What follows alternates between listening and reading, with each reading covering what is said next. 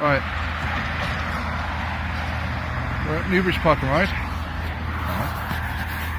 Let me just clean that up a bit. So we're at Newbridge Park and Ride. There we are. And I'm going to show you traffic-free route all the way to the city centre. Many people might not be aware of this. I'm going to get the handle on this better. Really need to. So coming into the boathouse car park.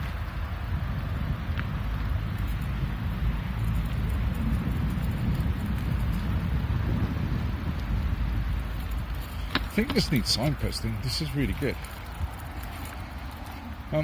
It's got better. The Public Rights of Way team recently.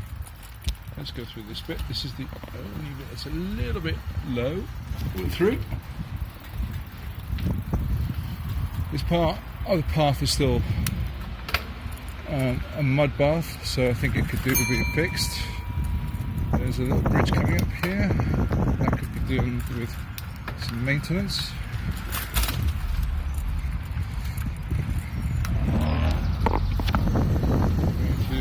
Down. Okay. Some private mooring down here.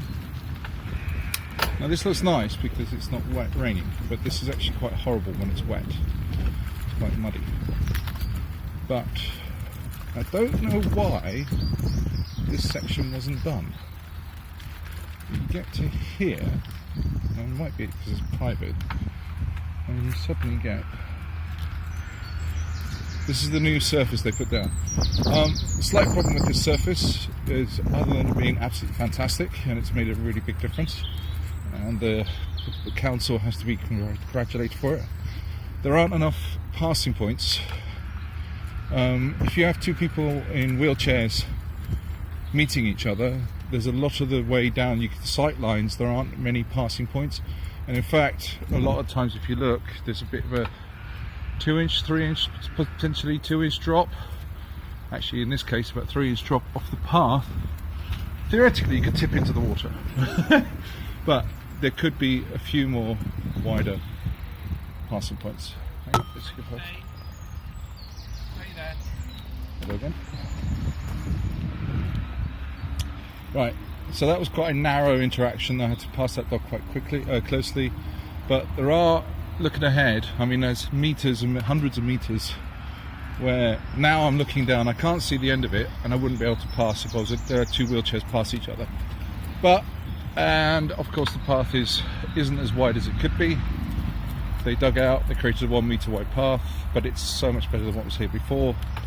But passing is still requires you to step off the path, which is kind of okay, but not so much in the wheelchair. But anyway, I digress. So we're currently on the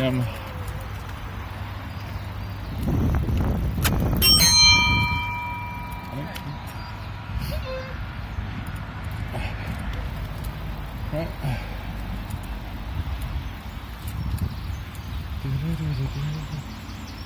So we're now going past Locksbrook Industrial Estate.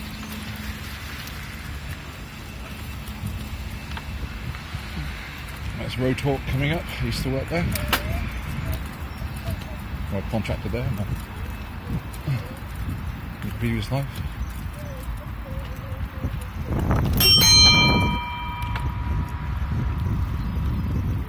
Thank you. And see, even the passing points they have put in aren't really that wide.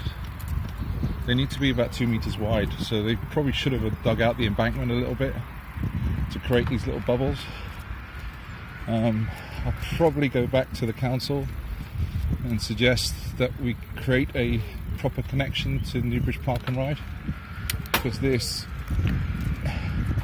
really does provide you with a sort of secret route from Newbridge Park and Ride all the way to the city centre without interacting.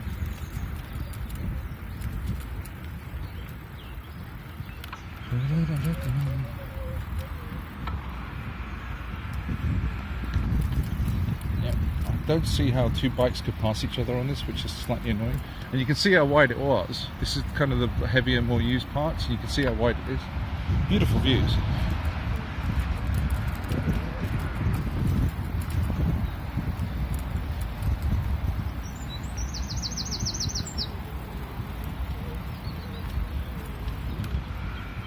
It's a nice surface as well. It's not too smooth, if that makes sense. So if you go too fast, it gets very bumpy, which is good. But it's just a comfortable surface. It looks like it was possibly hand laid or machine laid, whatever. I don't know how this stuff works, but it's you can tell by the camera bouncing up and down. It's not exactly smooth. And I do realise that in parts it can only be 1 metre wide. It's very obvious there are some very narrow bits. Here we are, we're joining up now with coming up to the Locksbrook Inn. But I do think there was an opportunity here to make this more into a traffic-free transit corridor from Newbridge Park and Ride, and encourage it as almost like a cycle ride. And so now we're on the river path, and this will take you all the way. Let me stop.